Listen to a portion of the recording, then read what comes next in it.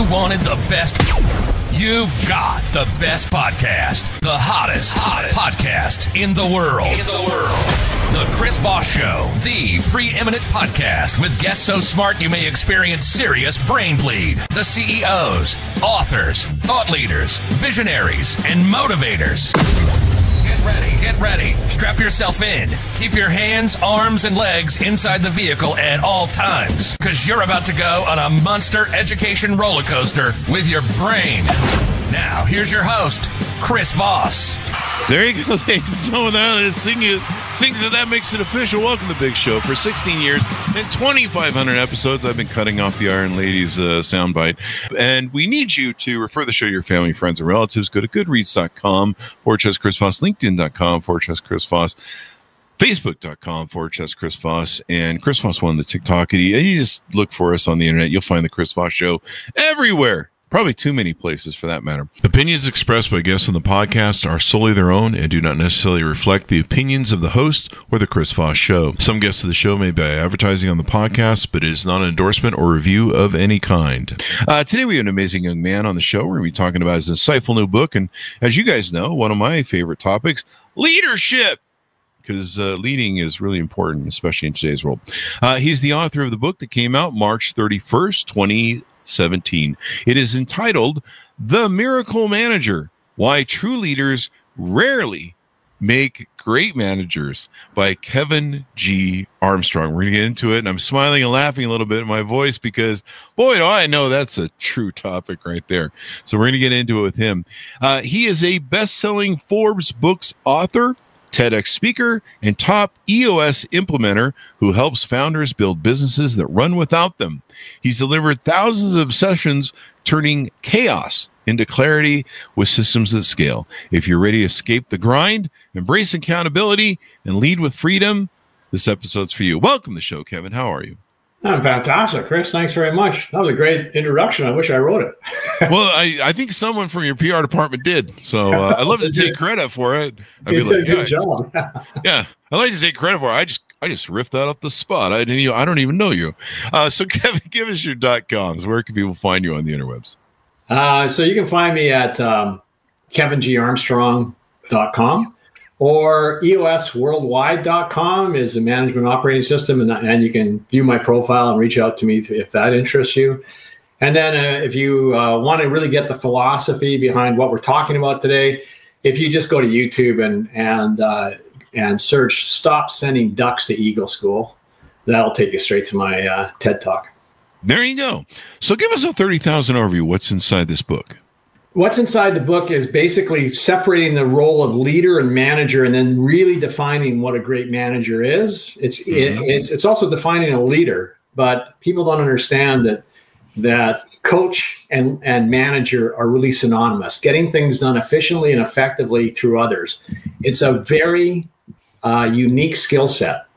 There you go. Yeah, and so it's completely different. And the problem is that I think we're really confusing our young people because we throw all this stuff at the wall in terms of this is leadership and that's leadership. And you stand in front of a group of high school students and say, raise your hands if you're a leader. They're afraid to raise their hands because they're no longer, they're not sure what that is. Or what does that mean? Yeah. Right? And they do raise their hand and say, okay, so what is a leader to you? And you get, if there's 200 kids in the room, you get 200 different answers. So it's to me, it just makes society, not just organizations, especially organizations, but society in general, if we get very clear that a leader just looks to the future and does what they feel is right. I do a quick story. I go, Rosa Parks, or even a simpler story. A kid up at Whistler, he's out drinking he goes skiing all day, skis hard. They go for dinner with his buddies. He drinks beer. He walks through this parking lot on the way home at 2:00 in the morning, and there's a garbage can turned over in the corner. So he goes over and picks up all the garbage. Nobody's around. It's completely dark. Seals the can and goes on his way home. Is that leadership? Raise your hands if you think that's leadership. And you will not get a consensus on that. Some people say, yeah. Really? Say, oh, yeah. You won't get, people go, no, it's a good deed and it's that. But, what do you think on that? Well, it's leadership in its purest form. The the fact is, this kid was worried about, kids coming skiing in about 4 or 5 hours and bears hanging around. And it's not fair to the bears that they're eating their garbage. The bears. So he's looking to the future, and he's doing the right thing. So really, when you look at Rosa Parks getting on a bus, just as a domestic worker, very humble, and the bus driver says, "Get up or you're going to jail," and she refuses to get up, she's just had enough. She's looking to the future, and she goes, "This isn't right." And if we just keep it to that definition, when you look at, you've had businesses, when you've experienced leaders, and you can have a whole bunch of leaders in a company, they just look to the future and do what they feel is right, no matter who's looking, no matter what the threat might be, no matter whether people might reject you. Any great leader that's ever accomplished anything, most people, I got a list of leaders that we didn't discover they were leaders until 200 years after they were dead. So, it's not about followers. It's not about the number of followers. People usually think you're crazy, right? So is that the key metric? The people who look to the future? Because I don't mean to say that managers don't have a viable, work value, but a lot of managers, in my mind, and I'll throw this out here and so you can analyze it and break it down if you want. But in my mind, a manager is really good at keeping the plates spinning, and they're really focused on what's spinning before them. And so a lot of times they're not into that vision segment of leadership that you're talking about, where they're seeing the future. They're just really good at babysitting, spinning the plates. Is that a good analogy? I think it underplays the talent and the necessary characteristics of a great manager, because I think a great manager, I call him a man coach, because a manager and a coach are synonymous, right? They get things done efficiently and effectively through others. They have empathy, so they can read people, right? They're highly organized, which is why I was a terrible manager. I was a top salesperson in Canada in this firm, and because of that, so I was a great leader. I could look at the future and do the right things in terms of putting sales together, and I was really good at what I did. And then they made the classic mistake going, "Hey, you should manage the whole country." 37 branches. Well, I wasn't organized, right? I didn't have an obsession for data. I think I have empathy. You have to I do think I have the courage to have the tough conversations, and you got to be totally process. You have to be process oriented, like really obsessed with people following the processes in an organization. Once you make the people more important than the process, then you've hit a ceiling. And so when you look at Herb Brooks or John Wooden, or you name any great coach in history, they had all these characteristics, and they knew, with one person that would push their button and that would get them motivated. But if you did the same thing to another person, it would destroy them. So that empathy and understanding people and what you're going to get out of other people, right? But here's the thing: leaders, they look to the future and they do the right thing. We follow them because we trust that. We go, whoa, this person's willing to do it, and I think they've got an idea here. So I'm going to follow Steve Jobs, or I'm going to follow Elon Musk because they just don't care. They look to the future, and either you're in or you're out, right? So a manager has all these other traits I just mentioned. And so what happens is, once people start to understand this, they understand what I'm about to say. A leader does not have to have any manager traits. Steve Jobs had no empathy. Right? And how about Elon Musk? You just look at these people who are go back and look at Abraham Lincoln. Stuttered, and he was very uncomfortable around people. Right? On TV, he wouldn't make it. He wouldn't make it as president because you have to, be able to stand. He wouldn't have. Yeah, that's a good point. Right? Yeah, he wouldn't have. And so, but he was a great leader. And so, leaders don't have to have any of those attributes I just mentioned. Managers have to have some leadership attributes, but they don't have. But they have to have some of the leadership attributes, but they have to have those management attributes I just mentioned. Leaders don't have to have manager coach attributes. And so if we separate that, we stop taking a person because they're the owner's son or because they're the top salesperson or whatever, and making them a manager when this person is, the big thing too, Chris, is that their passion, here's where I don't qualify. I got too big of an ego. Your real passion is helping people grow. That's what you want to do. You want to help people get better at what they're doing. That's what great coaches and managers do. And when you really get down to it, people are just, and unfortunately in business, like you look at North America, if I said, do you know who Wayne Gretzky is? You'd say, sure. Okay, so who is his coach? And you wouldn't know, nobody know, because in sports, in music, the person waving the baton, the director, we don't remember. We know the boss and pops, and we know the top players. But that coach is humble and doesn't put themselves out there as a star attraction. They're really interested in getting the most out of the team, and they follow a process. And if you don't want to follow a process, if you don't want to tie your shoes the way John Wooden told you to tie your shoes, or if you didn't skate lines when Herb Brooks told you to skate lines, you weren't going to play. Yeah. Right. Because they had a process. And James Clear he really turned my life around 2 years ago when he said, what's more important, a goal or a process? And I'm driving down to Seattle. It's a nice, beautiful day. I remember the minute. I went, it's goals, man. I'm Tony Robbins fan. It's all about goals. And he said, no, it's process. That 12-year-old girl this morning at 5:00 was with her coach, and her coach is a good coach. She's making her follow a proven process in terms of developing her skills. Fast forward 10 years to when she's 22, and she's on the top podium at the Olympics getting the gold medal. That wasn't her goal this morning. And so if we have organizations following their process, like In-N-Out Burger, very simple model, very successful. What do? They follow a freaking process. So it's like, that's what managers are good at. You follow the process or you won't be here. Nobody gets to, no matter how talented or smart you are, we don't make this about you. Mm-hmm. It's about the process.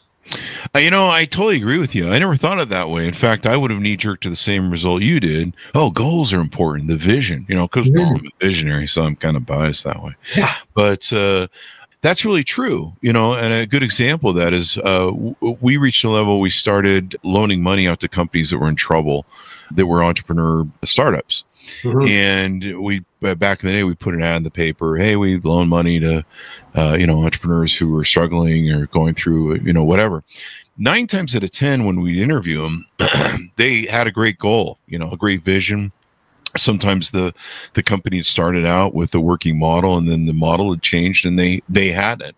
Mm-hmm. And so they were still using sometimes a process that didn't work, or sometimes they just had, $200,000 in cash, and they were just burning through it, trying to force a model to work that would never work.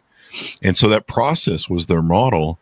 And, like you say, you can have great goals, like we're going to make this company huge, but if your processes suck, you're not going to get past first base. And usually when I go into companies, it was a really great thing, because people would, if you asked any company for their P&Ls and their data, they'd be like, go fuck yourself. It's proprietary. But if they need money, they would send us everything in the kitchen sink. And so it was great for looking at business models and business. But yeah, a lot of times their process had them on the way to bankruptcy. And it was they were finally, they'd gone through their burn rate of money, and they were about to hit the wall. And so, a lot of times we were just looking for people that, they were asset rich and cash poor. Mm-hmm. A lot of business brokers do that. They're the first ones on the site for someone who wants to sell a business or is in trouble. Yeah. So, but that's an example of where, process, if you got a crappy process, and I guess technically, yeah, if you think about it, any goal you aspire to, if you don't go about it the right way, you're never going to get there. I mean, and it's also, when you talk about leaders, you think about yourself, think about, I'm getting the feeling you are a true visionary, right? Who I work with, 99% of my clients are business owners who want to get more freedom. And some people say I'm just insane. Yeah, well, they're all insane. They're 80% chance you're ADD, it just. That's me, ADD, ADHD, the CEO disease. Yeah, you start your own business because you couldn't stand being told what to do. Like, there's a whole profile on it. When I sit down with them, and I usually sit down with them when they're frustrated, and I go, okay, you're going to have to understand that I'm going to challenge you, that I'm going to piss you off in front of your team when we meet, and I'm going to pick on you, because your team has to know that I'm not in your pocket.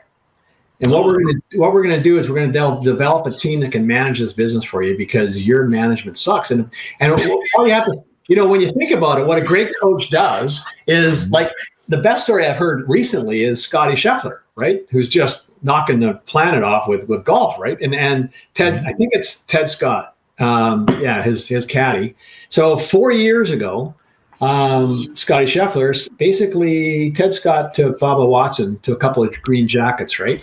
And then Bubba had enough of them, so he let him go. So Scotty phones Ted Scott and says, Ted, would you, and he's thinking Ted's going to jump for this opportunity. It's Scotty Scheffler, Ted, would you like to be my caddy? And Ted Scott said, I don't think so. And he was just taken back, right? Like, what? He said, why not? And he goes, because we're going to have to do a lot of work on your emotional outburst, which is just typical of a visionary, right? Oh, yeah. True leader. And we're going to have to do a lot on when you get frustrated and your emotional outbursts. And I don't think I don't think you'd be open to that, because it's going to be a deal breaker. And Scotty Scheffler was like, I think I can work on that, and then you find out Scotty Scheffler this year, even though he's like playing like crazy, his weakest part of his game is his putter. He went to a putting coach who changed his grip and changed the way he was swinging. And he was willing to give all that up with faith in this mana coach, right? Who could deliver, and he did, because now Scotty can never misses a 5-foot putt, right? So it's I could go. I hired a researcher when I first started on this book in 2005. I walked into a group of business owners. They were saying Wayne Gretzky just got the coaching gig in Phoenix Coyotes, and I said, just off the top of my head, I didn't know why I said he's not going to succeed, because it's a different skill set, right? Mm-hmm. Sure enough, he was there for 4 years. They would have fired him his first year, but he owned part of the team, right? He had losing 4 years as a coach. We got to stop taking these people who are leaders without evaluating what makes a great manager and throwing him in that or her into that role. Yeah. I found out the hard way over my companies. I mean, one of my early mistakes was taking my best salespeople and trying to make them a sales manager. Yeah. And boy, that fucking bombed hard. I learned the hard way about that one. That was painful, because you can't demote them at that point. And once you pull them out of the system that they're used to, it's hard to put them back or demote them. Well, their ego's gone, so they're leaving. Yeah. They're leaving. And now you've lost a great salesperson, right? Yeah. And you just shoot yourself in the foot. If you've owned a business, if you ran businesses, you've seen this a million times. And it happened to me, right? Mm-hmm. Because I went in and I said, I'm the top person in the country in this business. Top salesperson. That's why they made me the leader. They took the leader and made him a manager. And I went in and said, you got to do things the way I tell you to do them. You got to wear, your shirt and your jacket the way I tell you to wear it, or if you're a woman, your outfit. Got to be this color. Got to be sharp. Got to know your presentation. The presentation's got to be my presentation. Because that's the way I became successful as a salesperson, right? I hooked on to the top salesperson and just scripted it and memorized it. And went out there and did it, and so they had to do the same thing. Well, there's principles and there's styles. Managers understand that. They go, here's the principle. You can bring your own style to it, and we don't have to do it like I do it. And then there's the ego. There's no room for ego with a manager or coach, right? They're very humble, very, very humble. So are you saying that us big leaders are egomaniacs? Not always. Gino Wickman is a very humble person. I mean, here's a guy who you rarely see. I've never seen it. He builds this organization, sells it 4 or 5 years ago, right? He sells it and keeps 15%. His 15% is worth what he sold it for 5 years ago, because he knew he didn't want to do it. He knew there was big money and big influence that could take it to another level. So he stepped aside. He still works with clients, and he's still in the audience, but doesn't say a word the whole day we spend together. Well, sometimes if he's asked, he'll speak. But one of the most humble people I've ever met in terms of a leader. But that is so rare. That's an exception, right? I want to be in the front of the room. I want my ego. It's like, and I want to build this, and I want to do this, and I want to create this. If you just understand, get somebody else to manage that process for you. Yeah. Well, Steve Wozniak for Steve Jobs, right? Or you go down to anybody, and they've got this caddy in the background who's smoothing things over and managing and picking up pieces behind and coaching. Yeah. There was a lot of pieces people had to pick up with Steve Jobs. I had a friend who was on the iPhone team, and I've had a few other friends that work with Steve, especially in the early days. And that guy was a fucking prick. Yeah, that's an understatement. Yeah. But I mean, he knew how to get shit done and keep people whipped up and put the fear of God into him. And people trusted him because what he came up with was successful. Yeah, people followed him too. I mean, what he was trying to do, my friend talks about it. What he was trying to do is cram like 12 different hard products, fax machine, mail, phone, texting, typing, put the keyboard on the screen as opposed to the ones you'd have to buy with BlackBerry. Yeah. And he was trying to make it, an all-in-one. And so they were cramming on that thing to make it work. In fact, the only time it didn't fail was when he went on stage and did it live. Yeah. It was failing up until then. And there was actually multiple iPhones in a desk that he was supposed to switch out because it was failing every third or fourth app it would open. It would crash. And so he wasn't supposed to keep using it. He was supposed to switch them out like a hat trick, and he didn't. And it's the only time it fucking worked and didn't crash. And if you look at the recent it was Facebook announcing their Meta, the thing crashed on it. It wouldn't make a call and shit during the show of his presentation. And you have to wonder how the world might be different if it had, just embarrassed itself on its launch. But yeah, that was my friend sat, who was on the team. It was failing every third or fourth app open. So his instructions were he was supposed to flip between the phones that were hidden in the desk. And he didn't. And they sat there in horror watching him open app after app. And they just sat there going, we're dead. We're gonna have to find jobs after this, And they've been stuck with him in that theater that whole week too. So they were on pins and nails. But yeah, and it was the only time it didn't fail. So I think they took 6 to 8 months to fix everything still because the phone still wasn't ready. So let me ask you this. You have this TED Talk that's got over 1 million views.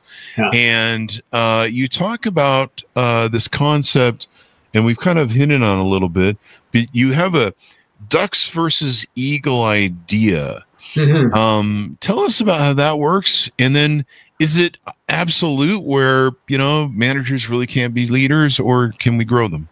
That's it. I think we can, when we really, if we just stick to that, you tell me, we talk about any leader, and I will tell you, there's a person who looked to the future and did the right thing. No matter what anybody else thought, right? That's what I would like to teach young people, that it's just looking to the future and doing the right thing. In an organization, you can, if you start to say to people, you can be a leader, all you got to do is, look to the future and then make a decision and do the right thing, what you think is the right thing. Okay, so if we say that, then then the managers, I went over the characteristics, right? Empathetic, willing to have a tough conversations, obsessed about data. These are interdependent. You can't just go, well, I got 3 out of 5, so I'm good. No, you got to have every one of them, of those 7 things I mentioned. Oh, really? And I would think so, to be really good at coaching. And so, if you go to another conference and the speaker on the stage says, Chris, you need to work on your weaknesses. You need to get up and leave the room. All right. You're not genetically encoded. I love people. And the reason I love sales is I love the challenge of getting in front of somebody and screwing with their mind and take it and wait. I wanted to get them to no, and then I wanted to take that and I wanted to switch it around, and that would make my day, right? That's something I got off. My wife would, as an introvert, would rather snort rat poison. Okay? And when you say, can you change that? No, you cannot. She can take a spreadsheet, an Excel spreadsheet, and she can have 7 pages singing together in about 27 minutes. I couldn't do that in 27 years. Okay. So, and I have and I remember taking a bookkeeping course because someone said, Kev, you're going to coach business owners, you should take a bookkeeping course and really understand accounting. I said, okay, I took a bookkeeping course. I was basically got an assignment on a Wednesday night and I spent Friday night, Saturday, and Sunday trying to work out this project that we were assigned. I came back, and the girl next to me, I said, "How long did you work on this project for?" She got like 90% on it, and I got failed it. And she got like 90%. And I said, "How long did you work on this for?" And she goes, "Oh, about 3 hours." And I just got up and left the room because I'm not genetically encoded. It's not my talent. I can't tell you how much I have spent on golf instruction in the last 20 years. And if I hit in the 80s, I'm happy. I've shot in the 70s once in my life with an honest score, right? So, but I have a friend that takes up golf 6 years ago, and all he does is watch freaking YouTube videos, and he's shooting in the low 80s. And he only took it up a year ago, right? Like that, he is just genetically encoded for this activity. So when you talk about ducks and eagles, it's not saying that ducks are bad. Ducks can swim like, and if they have a swimming race with an eagle's going to lose every time. I don't even think the eagle will get in the water. So, they dive in and fly out. That's it. And so, they're totally genetically encoded differently. And so when I was in sales, I did sales training. I'm not really that good at a trainer, but it made more sense because I really understood what good sales was. So I did sales training, but I wasn't a sales manager. And usually the sales manager isn't even good at sales. So when you say stop sending ducks to eagle school, it's not about labeling. It's about alignment. What are you aligned with in terms of your natural strengths? Are you an extrovert? Do you like hanging out with people? So like pretend my wife and I are going to a conference. Okay, Rachel and I are going to a conference, and there's a meet and greet at 5:00, cocktail hour. I'm circling that on the agenda, man. That's the only thing in the conference I'm going for. I wouldn't miss that for the world. Yeah. If there's a good TV show on in the hotel room, she's not going down. Yeah. And then if you hire Rachel with those skill sets she has for all those wonderful things she can do, CPA, MBA, she got the designations. If you hire her for that, but you're going to put her into something that she's not genetically encoded for, she's going to fail. And same with me. Wow. Right? So what we have to do is get really clear. And most visionaries are self-employed because they couldn't make it as an employee. Nobody would put up with them. They're bouncing off the walls. They're looking at ideas. They can't be managed. You're better off just letting them go and do their thing. But then when they get to 40 employees, they can't grow because they built the business on them just telling people what to do, not growing great managers and growing people that can get behind them. Yeah. I was lucky when I was young. I started several small businesses from 18 on. And then, excuse me, around 22, my best friend that I'd known since junior high, of probably 12 years at that time, he had an idea for a business based upon where he was working. I knew how to implement it, because I'd started several companies, and we came up with the idea to run with it. And what I didn't realize at the time was I was a very visionary mindset leadership sort of person. I mean, I kind of had an inkling to that, but he was a very manager sort of person, rudimentary, and we ended up making a really great team for 13 years until I got Yoko Ono'd by his girlfriend, and he got Yoko Ono by his girlfriend. Yeah. So what was great about it was I could be the visionary, and I could run around, building systems and then giving them to him to utilize. And he was great at that. You could give him I could design anything. I was the guy you could drop into Vietnam in the middle of the jungle, and by the time the management team arrives, I've got the basics running. I've got paths cleared. I'm ready to set up. But I don't do good. I die internally if I have to work systems that are repetitive. I die inside. And I get caught up in that sometimes because, I play with my systems and you have to lay them out. Sometimes you get too embedded in them. But he was great where I could hand that to him. But if I ever needed innovation, if I ever needed problem solving, if I ever needed ideas, he was worthless. I remember there was a couple times where we had some processes that, worked, and then the market changed and we started bleeding out. And I'm like, we got to fix this fast because we can't keep bleeding. And I sent him home several times with a yellow pad, and we'd use yellow pads back in the days just to blast out ideas. And, I'm a puker, so I'll just puke like 5,000 ideas. And I I don't even worry if whether they're credible. I'm just like, try this, try that, try that. And sometimes you can build and assemble off that strategy that wins. But he would come back and with nothing. And I'd be like, how do you hang out with me all day long? And I mean, you can't come up with one idea, just anything. Like, I don't know, throw rocks at a wall, just any fucking anything. Like one, you can't come up with one. Yeah. But that was the way he was. But that functioned really well for us as a partnership. Oh, if you can get, if you read my book, if you read Rocket Fuel by Mark Winters, it's an EOS book. If you read The Power of Two, if you can learn how to work with each other, because he probably drove you crazy because he's so slow and he had to think things through and he was just driving you nuts. Yeah. And it's not that he's wrong. It's in somewhere then there's a middle. You make decisions way too fast. He makes them too slow. I mean, if you look at Walt Disney, would have never been who he was without his brother Roy. And totally personality, pal. He go to his brother and go, Walt, we don't have enough money. You can't keep trying to perfect these. We got to get them out. The bank wants money, right? And so it was just a really good symbiotic relationship where you have this person, and if you can bring on a partner, if you look at any successful partnership in golf, Williams with Tiger. You just go through all of these supportive roles with a visionary. It is magic, and I think it's essential. So yeah, and being able to identify that when you bring up people, when you promote them and stuff. I mean, can we? Do you think? I just want to keep kind of pushing this idea. Is it possible? We have all these people that do leadership trainings and leadership concepts. Is it possible to do enough leadership education, or is there just something about that spark of someone who can see a vision?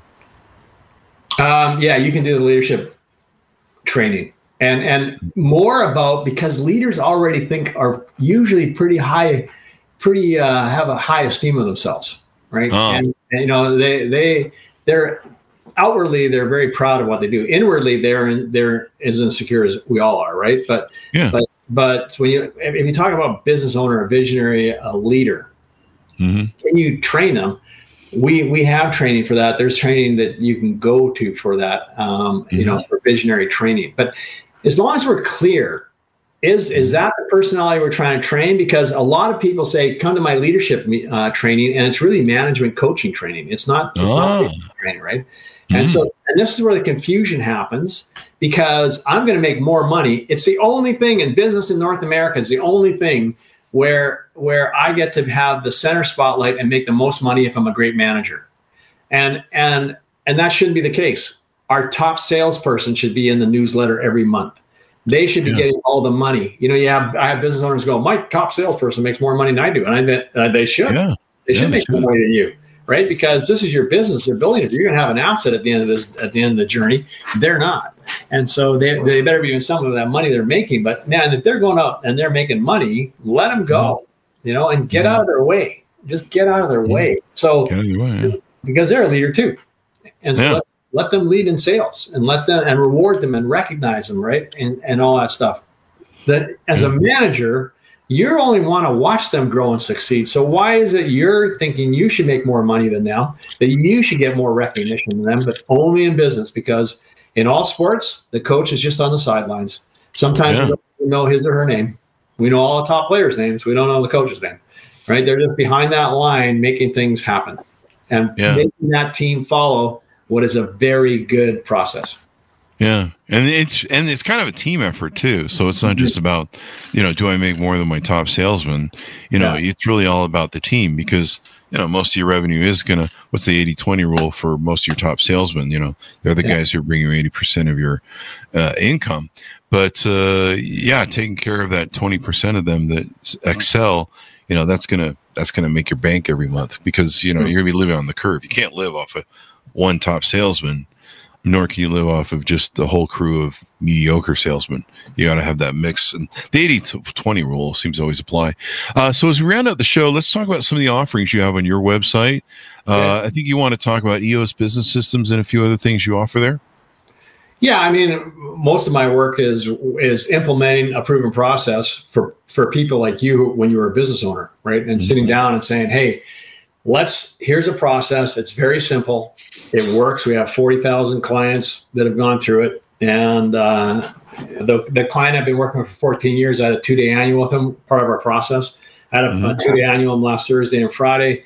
They've grown their business. They've doubled it every 4 years for the last 8 years. So basically they doubled their business twice by and he will tell you it's because they followed this management system, and he's working half the amount of time.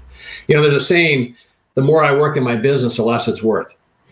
And so some of the objections when people are listening to this, they go, well, you can't bring the same templated business system to my business because my business is different. And I go, hey, let me ask you a question. Does everybody have a blueprint of what you're trying to build, a business plan in terms of where we're going to be in 5 years and what has to be achieved in 1 year to get there? And is it all in writing? Because if it's not in writing, it doesn't exist. Do you have all the people, the right people in terms of good people who meet your core values and are aligned with your core values? And also they know how to do their jobs and they're in the right seat, right person, right seat. Do you have a way of measuring their progress on a weekly basis? Do you have a measure? Do they all have a number that they have to achieve, right? Is there a way where they can regularly meet and discuss their issues? Do we have a process for every department in your business that they have to follow? And in terms of discipline and accountability, at the bottom of these 6 key components, we call it traction, because that's what the book's called.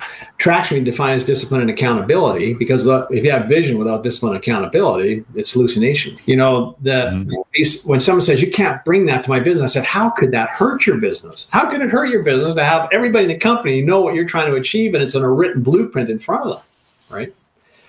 So, that really is the number one argument, I guess, about using a proven system. They go, well, it doesn't apply to my business. And you say, well, how could that hurt it?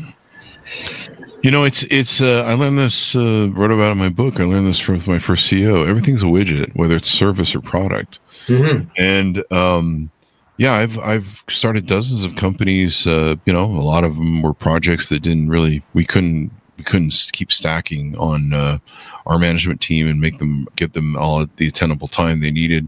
But sometimes it was like seeing if they caught fire. We throw some money at it, see if it got sprung legs, and some things do and some things don't. And I've started dozens of companies, and I mean I'll be 58 next year, so I guess 18. So I'm 40 years in of owning companies. It's all the same process. Like that's the hardest part of me is coming up with a new name and new .com and just innovating the widget. But even that's kind of old hat to me. And all the processes are the same. Like I could do it in my fucking sleep. I can start your company in my sleep. Yeah. The biggest irritant I usually have is just trying to figure out what to name it. What I love about what we do is there's no contracts or retainers. This is how much you're going to pay me. And if you don't get value, you don't pay me at the end of the day, right? It's really simple. Or I want to get clients who will do this. Let's just sign up. We'll agree on an evaluator. We'll evaluate your business. And 5 years from now, you're going to pay me 20% of anything over what the valuation is today. I will work for like a dog for you for 5 years in terms of getting that team. The more you as Chris, the more as you work in your business, right? The less it's worth. So what the whole process over the next 5 years will be pulling you out and getting these managers to step up or get out in terms of doing those roles that they need to do in terms of finance, sales and marketing, operations. The 3 companies that I manage that sold this year that I work with would have had to pay me between them about $49 million on that. Wow. Deal, right? So I'm happy. I am so happy to sign a one-pager and just get your team and your company aligned with the vision, following the processes, and holding each other accountable. And then magic starts to happen. Yeah, there you go. Well, it's been wonderful to have you on. Any other final thoughts as we go out that we missed that you want to plug? No, I mean, buy the book Traction, or Get a Grip by Mike Payton. Take a look at that. And then if you want to reach out to me, you would just go to if you just have questions. I mean, if you're somewhere in the US, I only service like Seattle to Vancouver, BC, and that's it. And so I will do some clients. I just got back from Anchorage yesterday, and last night, actually, I'm glad I caught that flight. I might have been in trouble today with you. But so, usually it's a 1 hour time change or no more than an hour flight. So I can align you with somebody with what we do and endorse them if you're out of my area or if we can't make it work. But definitely reach out to me, and I'd love to help you with it. And you just go to kevingarmstrong.com and get a hold of me. There we go. Well, thank you very much for coming on the show, Kevin. We really appreciate it. Chris, thank you. You're a dynamic visionary. Yes, that's what I do in my spare time or something. Right on. So, folks, order up the book wherever fine books are sold. It is entitled The Miracle Manager, Why True Leaders Rarely Make Great Managers. And read the book because you can save a lot of money.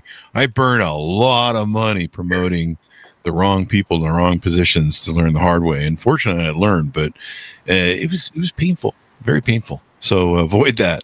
That's the best advice. Go to goodreads.com/Chris Voss. Refer the show to your family, friends, and relatives. Facebook.com/Chris Voss. LinkedIn.com/Chris Voss. Those are crazy places you can find us on the internet. Be good to each other. Stay safe. We'll see you guys next time. There you go. Great show.